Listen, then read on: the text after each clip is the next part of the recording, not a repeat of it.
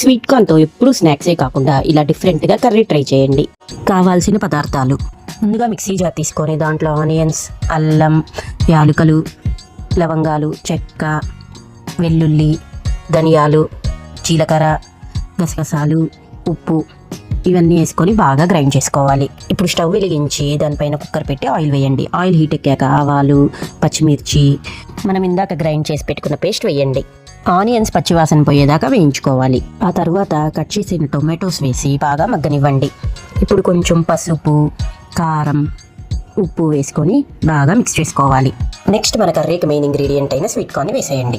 ఇప్పుడు దాంట్లో ఒక గ్లాస్ వాటర్ పోసుకొని బాగా మిక్స్ చేసుకొని వాటర్ తెరలేదాకా హీట్ చేయాలి. ఇప్పుడు కుక్కర్ మూత పెట్టి 4-5 విజిల్స్ రానివ్వండి. అంతే, మన స్వీట్ కార్న్ కర్రీ రెడీ. ఒక్క నిమిషం మర్చిపోయాను, లాస్ట్లో ఫైనల్ టచ్ కొత్తిమీరతో గార్నిష్ చేయాలి. వేడి వేడి అన్నంలో స్వీట్ కార్న్ కర్రీ వేసుకొని తింటే భలే ఉంటుందండి. నెక్స్ట్ టైం మీరు కూడా ట్రై చేసి ఎలా వచ్చిందో కమెంట్ చేయండి.